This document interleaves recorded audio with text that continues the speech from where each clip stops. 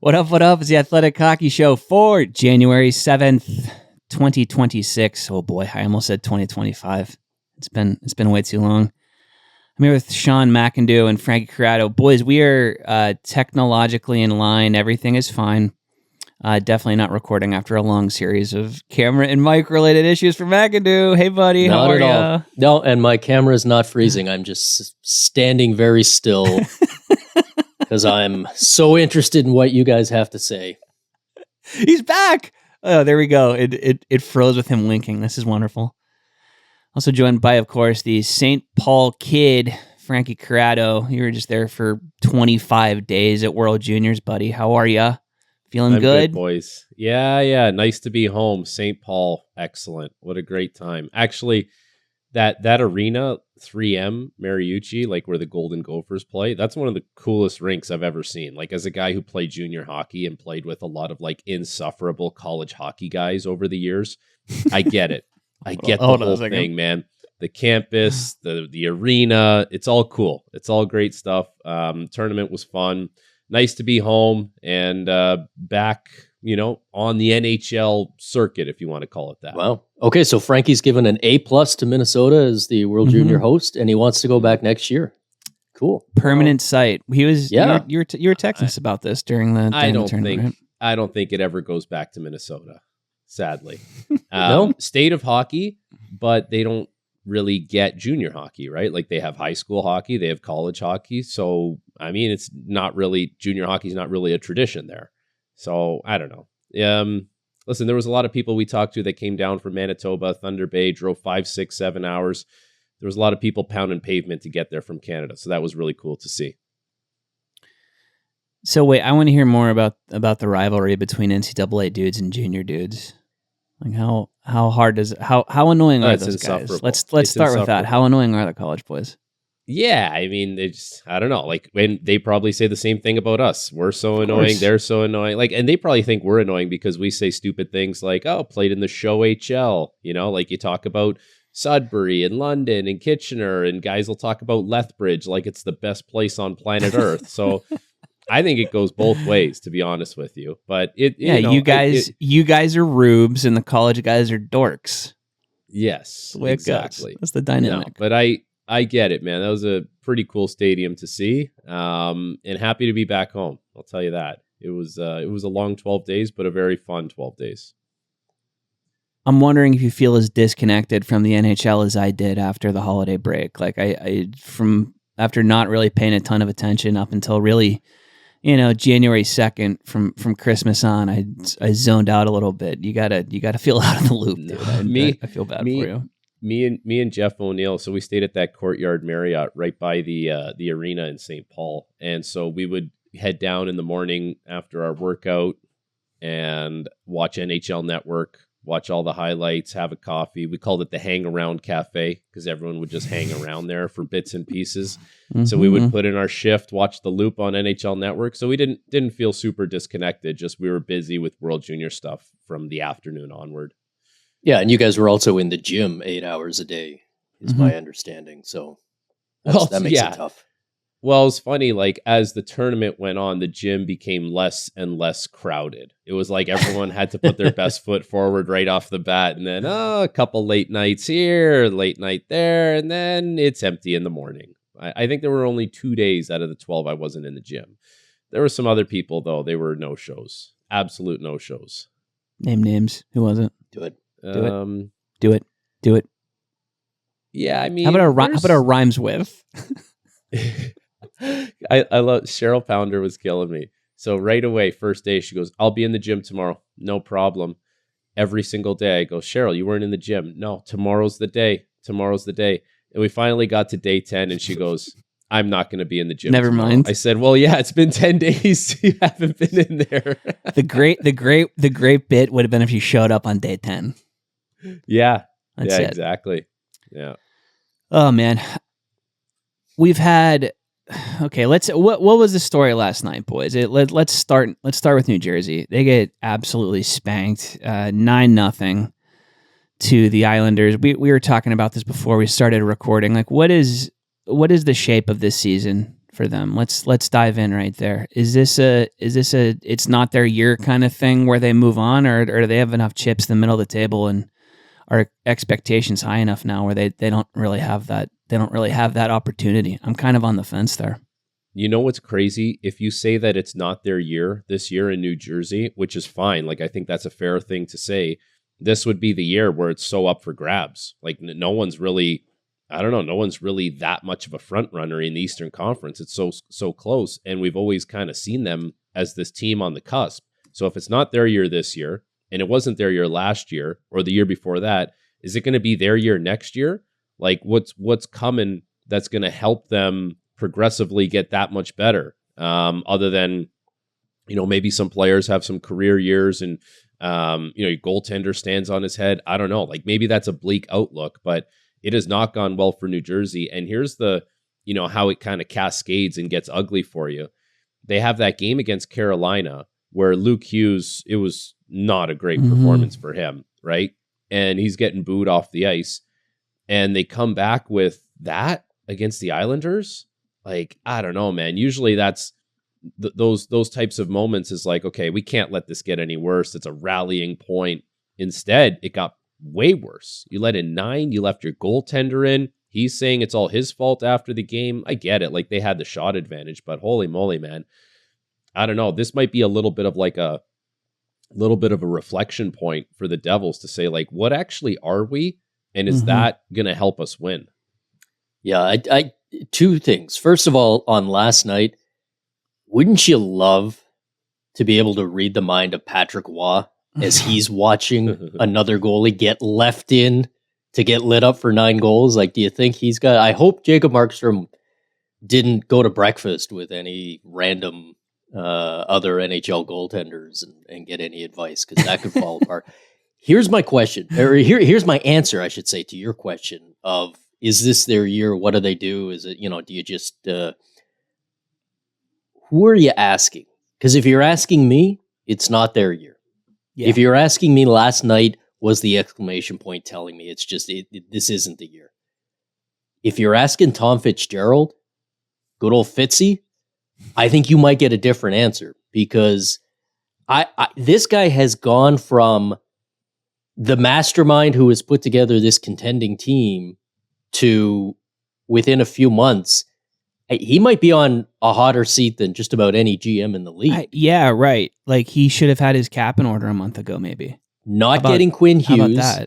Not getting Quinn Hughes because of the cap, because of the no trades, because of basically managing himself into a situation where he didn't have the flexibility to make the big move when it was right there, right in front of him. And obviously every Quinn Hughes highlight in Minnesota doesn't help. He may now be under the gun. So if I'm Fitzy, I might not be in a position where I feel like I can say it's not our year. We'll do a little bit of selling and we'll come back next year, because I might in the back of my mind be going, yeah, I can set the table. Am I setting the table for the next guy who's going to come in the summer and win with this team next season? And a word on Markstrom, by the way. This is an incredible stat from the Evolving Hockey guys. That game, the biggest difference in goals saved above expected between two goalies who each played the full game. So Sorokin was good, Markstrom was bad. But this is the incredible part. Markstrom has, last night, the worst single game goals saved above expected for any goalie in a full game where they weren't pulled. So that's since 2007. So that's 38,000 games played by goaltenders where they weren't pulled. And Markstrom had the worst in terms of goals saved above expected out of any of them. That is remarkable stuff. So, and I look, this isn't just about him. I know he took the blame and said put it on me and really went off post game on himself. Really, like I'm not saying that he's the be-all, end-all of their problems, because this is a mid 5-on-5 team. They're mid-tables in terms of expected goals for. They're, somewhere worse than that in actual. So this isn't just based on Jacob Markstrom. But, when you're dealing with a performance like that, that's a hell of an exclamation point to a pretty nasty run for them, isn't it? That's wild. Yeah, and I think one narrative that always surrounds the Devils is, well, if they weren't so injured, they would have been way better, right? Like every year, the injuries really pile up for them. And okay, like they didn't have Jack Hughes for a while, but he's back now. And if you look at the injuries on this team, it's Zach McEwen, Kovacevic, Dadonov, Simon Nemeth. Like the one of most consequence is Nemeth because he's started to really like make his mark. And, you know, I guess Kovacevic is a good defenseman as well. Don't get me wrong. But I guess if you look at their lineup and you're like, you still have Dougie Hamilton, Brett Pesce on your right side, Siegenthaler, Hughes, and Brendan Dillon on your left side. And I'm like, you know what? That shouldn't sink you. Like the injuries that you have shouldn't sink you. And then up front, to look at like the moves that they made, like, you know, the young kid Gritsuk is playing, you bring in Connor Brown. Like, I guess what I'm saying is like, on paper, it shouldn't be a team that loses 9-0. It shouldn't be a team that has two bad performances back to back. Like there should be a little resilience there. And it's not like Jesper Bratt is out and Heischer's out and all these guys are out. Like the big consequential guys, they're playing. So it's I don't know. It's a really weird situation, man. Yeah, they're healthy enough. They are healthy enough that for the middle of the season, this isn't an injury situation anymore. So I don't know. I don't know what they do. I mean, what they do next could be win 2 games and you're right back in a playoff spot in the Eastern Conference. Isn't that it? But isn't that the variable for all these teams? Like that's just the nature of the league this year. Where if they go and win 3 or 4, then maybe people forget.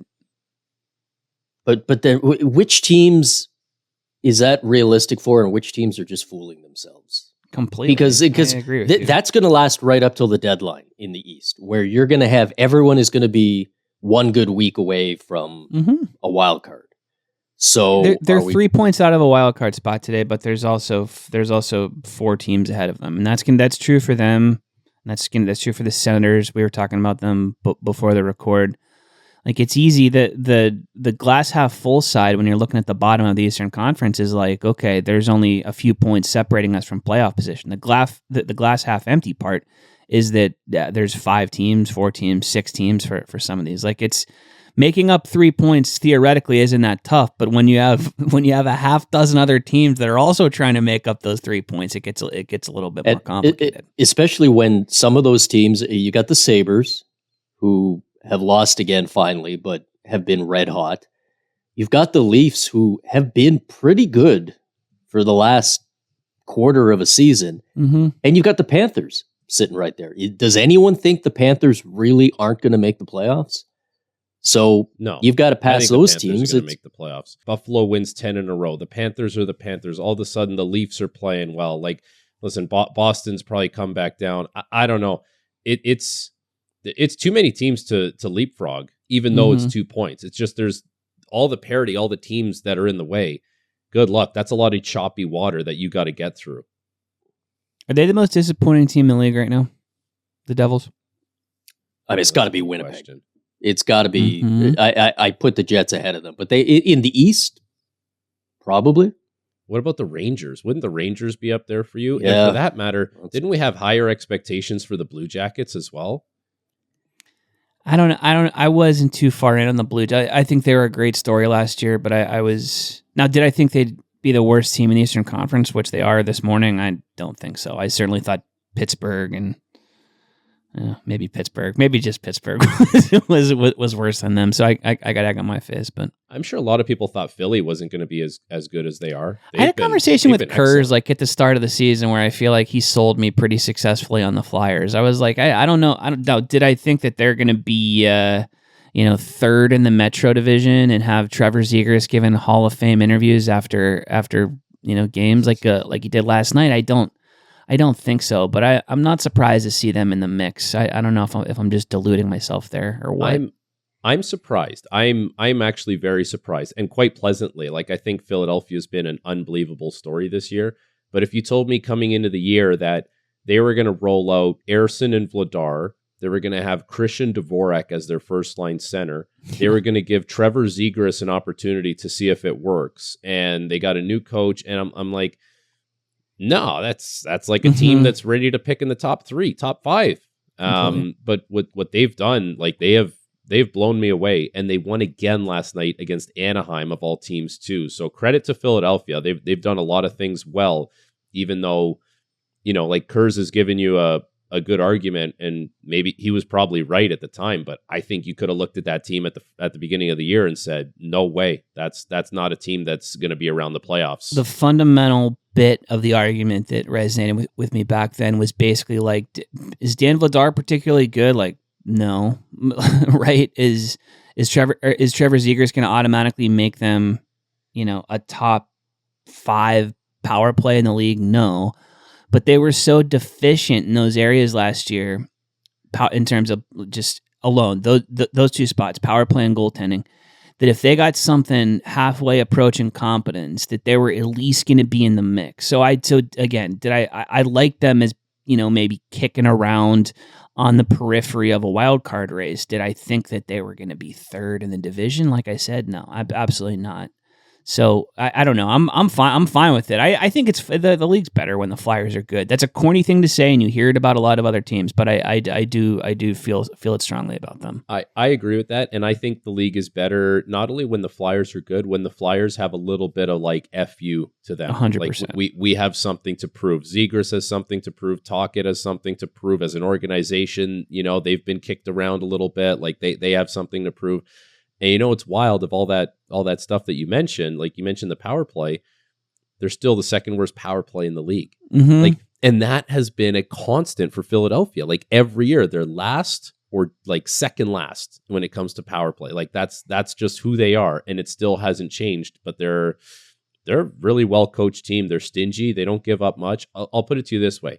They stick to their guns as far as what their philosophy is, and they're not going to deviate from it. And you're either a Philadelphia Flyer or you're not. And I don't think that's the worst way to think about things. Mm-hmm.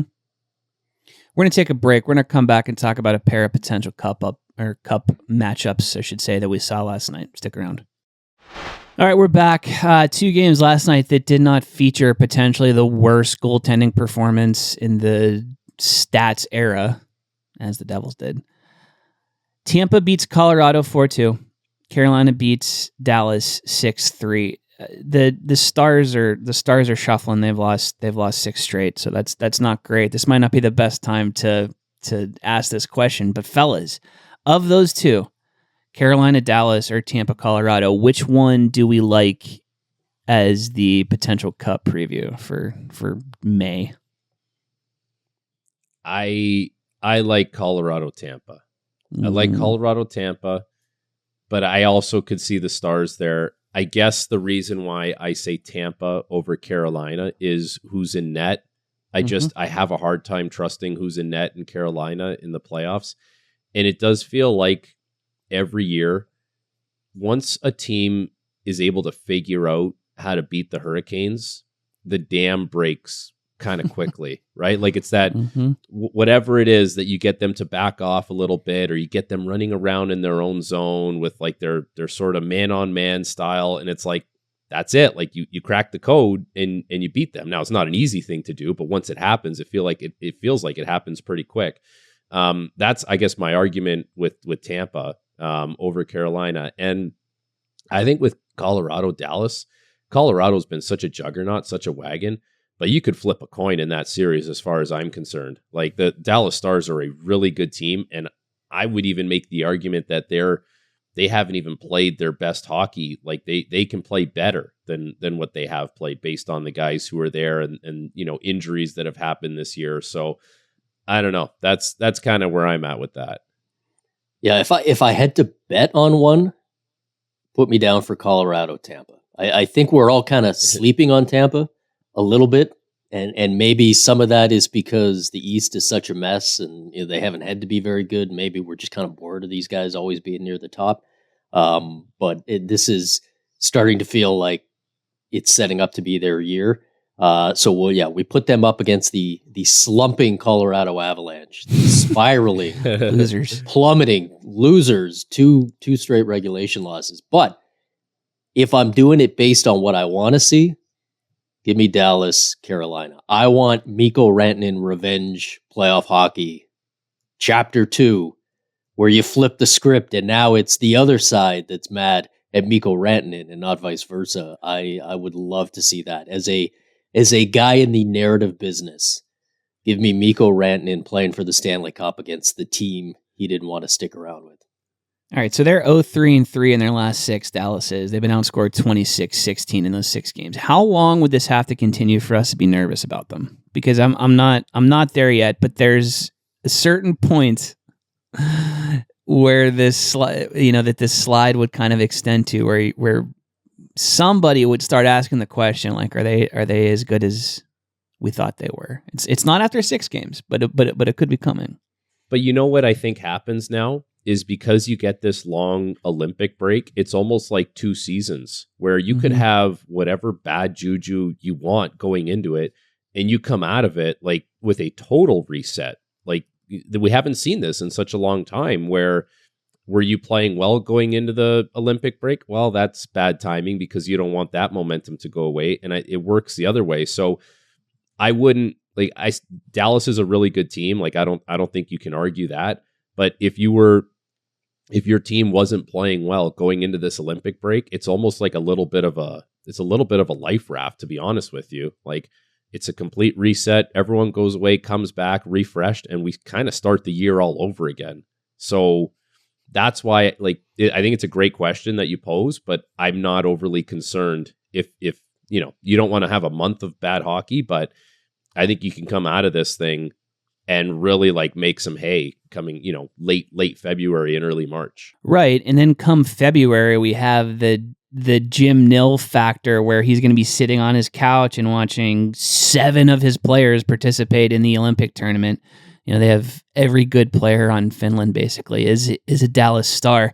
Is there a general manager who's going to be more terrified watching these games than Jim Nill? Because it's like this isn't just these aren't just spare parts. This is Miro Heiskanen and Rupa Hintz and Esa Lindell and Rantanen and these are brand name guys, all largely playing for Finland. So man, it's gonna be a tough afternoons in the Nill household whenever Finland's playing.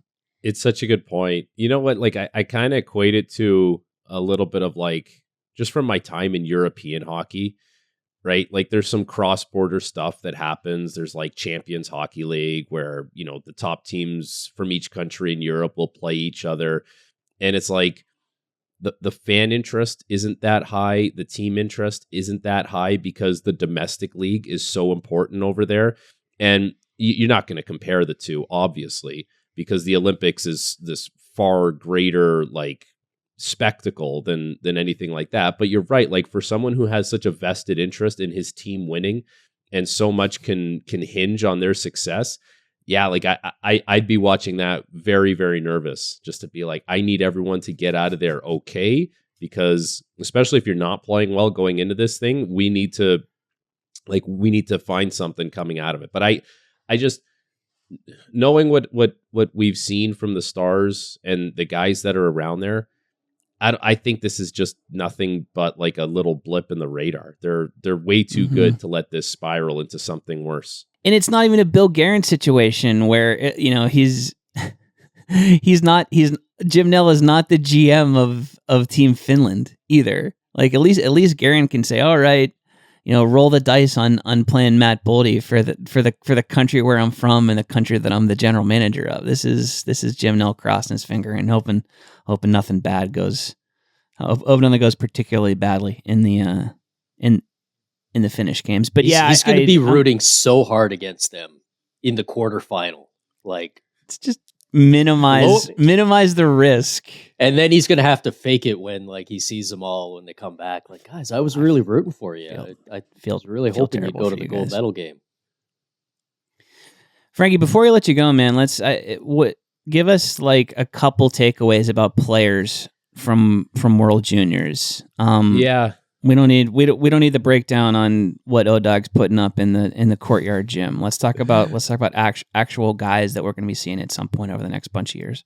The Gavin McKenna conversation is fascinating because he's such an incredibly talented player, and some of the passes that he makes, they're truly NHL elite level passes, but parts of his game do need to evolve. like his ability to win battles, come up with pucks, especially when it's on the wall. Like that's something that it's an area he has to improve on. And he would know that. That's part of the reason why he went to play college hockey, just to play against those bigger, stronger guys and learn that part of the game. But no doubt, like he was very productive. He had 14 points in 7 games. I mean, and people still feel, polarized on him. I mean, if you're productive, production equals points, points equals wins to a certain degree. So he's doing something right. Ivar Stenberg, I think a lot of people came away from that tournament really liking what his game is all about. Like he is Kucherov-esque with a little bit of, like he's got some dog in him where he is going in, he'll pursue the puck, he'll come out with it. I was a big fan of what he brought to the table. Keaton Verhoeff did a nice job jumping into the lineup. He moves the puck well. He's a big right-handed shot. The one guy that I think made a really good name for himself is the Latvian defenseman, Alberts Schmitz. I would be shocked, maybe not shocked, but I would be surprised if he wasn't a top 10 pick.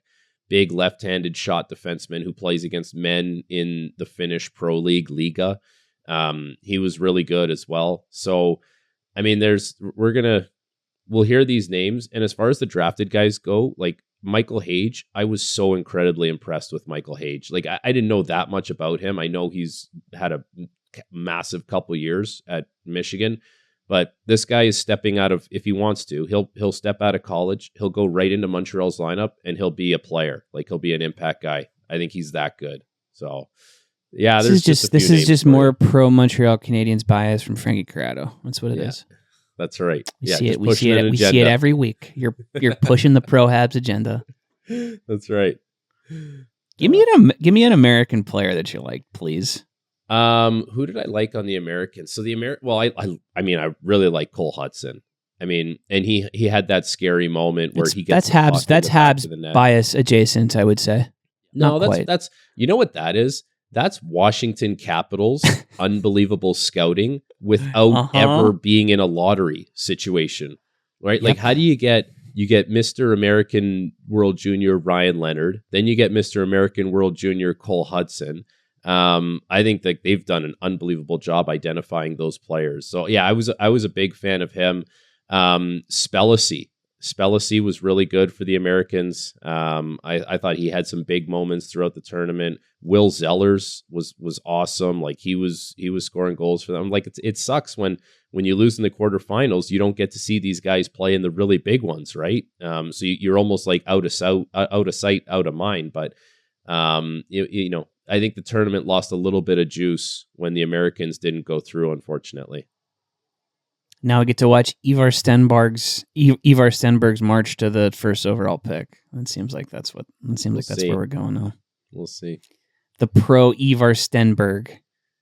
They're out there. And listen, is taking over. If a team decides to draft Stenberg first, I don't think they would be disappointed. I think if a team drafted McKenna first, I don't think they would be disappointed. Nikita Kucherov with some extra dog in him doesn't appeal to you. That's something's wrong. Yeah. Winnipeg Jets, you're on the clock. Oh man, start thinking about it. Exactly. Ivar Stenberg. Hope you like Manitoba, my man. Let's go, Frankie. What else is up this week? Can you hang on a little bit? Do you have to travel? Are they giving you a couple days off? You know what? I got a Habs game against Florida tomorrow, so I'll be in Montreal, but then I'm off all weekend and Monday, so that's not bad. Very nice. All right, man. Enjoy the time. Me and McKenna will be back to wrap it up after the break. All right, there goes Frankie. You folks are stuck with the two of us. Sean McKenna, what have we learned? What have we learned, Sean?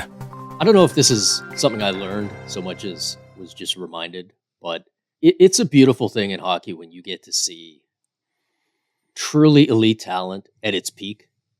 And I'm, of course, referring to Brad Marchand's trolling game when it comes to the Toronto Maple Leafs, as he dropped a doozy yesterday. And I got to say, I even feel like he's not getting enough credit for what he brought to the table yesterday. Because the soundbite that's getting the attention is the one about how Maple Leaf fans ran Mitch Marner out of town, which is, I mean, it's nonsense, but it's near perfect level of trolling. Throwing some red meat to media and other fan bases and that sort of thing, just kind of poking Leafs Nation with a stick. A+ there. And in addition to his A+, he's going to get some bonus credit from me because he also slid in the part about how he was almost a Maple Leaf, how it was like, it looked like if it wasn't Florida, it was going to be them. Because first of all, that twists the knife a little bit on the fact that the Leafs didn't go out and get him at the trade deadline. First of all, they went and got Brandon Carlo instead, which that deal has not worked out, to put it mildly. The fact that the Leafs were apparently going to make him an offer in the summer, and of course he didn't get there. He signed right before free agency. But don't sleep on the fact that by saying it was down to Toronto or Florida, he's kind of lightly implying some tampering, or at least some behind the scenes, like, how did he know that Toronto was going to come with an offer? Obviously, we all knew that. It had been widely reported, but, he's sort of implying that, which circles back to the Mitch Marner thing in Vegas. Just a beautiful, just all-encompassing start to finish bit of trolling done in roughly 30 seconds of talking. Just an absolute master at work. No notes. The guy is the best in the world at what he does. And he didn't. And by the way, didn't make it through last night's game, because last night's game with the Leafs and Florida, that was a nasty game. I don't know if his comments had anything to do with it, but the Leafs looked like a different team last night. They looked like a team that was actually, I don't know what the word is, interested. Even when they win lately, which they've been doing, they kind of do this, trying to do the boring 2-1 thing. That was a nasty, not quite Tampa, Florida level game, but not too bad. I don't know if Marchand had anything to do with that. Didn't make it through the game, but apparently it was fine. And I think my favorite part of the whole exchange was, and I'm reading off of CJ's write-up of it on the site. They just seem like they've become a hard team to play against, Marchand said. That was a much tougher series than I think maybe we thought it was going to be. They competed very hard. So he brought out the little brother head pat, and that's like that was the exclamation point to all of this. Look at you, you're getting a little strong. They tried a little harder than I thought they would, honestly. Way to go. And also pointing to a team that is outside of the playoffs and saying, well, now they're playing. No, they've really learned. They're just trying so hard. Don't change a thing, guys. You guys are doing this just right. Oh, he's so good at that. Buddy, what I've learned is that the love affair between Jack Johnson and Jim Rutherford continues. Jack Johnson announces retirement from the league on Tuesday after 19 seasons. He is, of course, joining the Vancouver Canucks as a pro scout. I love it, and I say this sincerely. I'm not being a smartass here. I love how much Jim Rutherford loves Jack Johnson. Signs him in Pittsburgh. This is my favorite part of this, by the way. Jack Johnson retires. He is, however, being paid $900,000 by the Pittsburgh Penguins this season. So still on the books. Still on the books for Pittsburgh. Jim Rutherford hires him to be a pro scout for Vancouver. I just appreciate the obvious fondness between both sides there. Just a wild career for Jack Johnson too, by the way. He's like at the forefront of the stat wars for most of it. Former number 2 pick. He hangs around for as long as he did, and ends up winning a cup. He's a fascinating fellow. He had a fascinating career. I hope he's a great pro scout for Vancouver. And I hope someday very soon he's perhaps one of Jim Rutherford's assistant general managers. That's the only thing we can really hope for. And now that he is officially and formally retired, I wonder if there's going to be a day when I wake up and I know the difference between him and Eric Johnson without having to think about it. Yeah. Eric Johnson. I don't know. Eric Johnson's was at his peak was better. Eric Johnson, golf cart. Jack Johnson, the subject of endless Twitter fights over the entirety of his career. Eric Johnson, number 1 overall pick. Jack Johnson, couple of picks lower. Jeff Carter, ? Jack Johnson, Sidney Crosby's friend. Okay. That was how I Yeah. remembered them for a large chunk, is that Jack Johnson played at Shattuck with Sidney Crosby, and they were buddies. That was the way he was identified for the first chunk of his career until he became, ground zero for the Corsi Wars. But Find you somebody who looks out for you the way Jim Rutherford truly looks out for Jack and or Eric Johnson. I'm telling you, man, you should bring in both Johnsons. What's Eric doing? Is he still kicking around a roster somewhere? I think he officially retired. He hasn't played in a while, but I thought he was. I think I remember hearing that he was potentially coming back for this past season, and then he ended up not. Whatever. Someone hire him. There's still time. There's still time. A scouting staff built entirely of dudes named Johnson who were draft picks in the early 2000s. You could probably make that work. I feel like that could be done. Sean McIndoe, what's coming from me this week? I don't know. Talk about your posts. A lot of tech support, apparently, and I got a post up today where I pulled from the NFL. My favorite NFL stat continues: the Chicago Bears have still never had a 4,000-yard passer. I thought it might happen. Narrowly missing out. And so I went and I pulled, I want to say 11 stats from NHL teams of things that have either never happened or have not happened in way, way too long. It's we're gonna have that's up as of this morning, and just kind of having some fun with that. Teams that have never had a 100-point score is one of them. That's in the category that's in the category of posts by you that I can't believe you haven't done already. Yeah, it is. I get a little worried that sometimes it does happen to me every now and then. I will be writing something and I'll go to research it and I'll type it in and I'll be like, oh, who wrote this article? This is kind of and then I'm like, oh, who's the dumbass who wrote this? What the hell is Grantland? What is that? Oh, okay, right. Yeah. It's a defunct Little Red website from the early 2010s. There's got to be a statute of limitations on that, right? Like I'm allowed to redo. I can do the NHL 93 versus NHL 94 thing again and just copy and paste. The cease and desist from Spotify will come in short order, my friend. There it is. Thank you folks for listening. Thank you, McIndoe. Thank you, Frankie. Haley and I are in tomorrow. Yes, we are back as well. We're going to talk Rangers. We mentioned how much of a mess they are too, and that muck of also rans the Metro Division. We're going to probably go a little deep on their struggles tomorrow with Pete Baugh. So tune in for that. We'll have our typical silliness as well. And the three of us, the boys, are back on Wednesday as well. So talk to you then. Thank you folks as always, and we'll chat very, very soon. Thanks for watching. Make sure to like and subscribe and ring the bell to stay informed and catch new episodes every Monday, Wednesday, Thursday, and Friday. And in the meantime, you can join our Discord community. We'll see you there.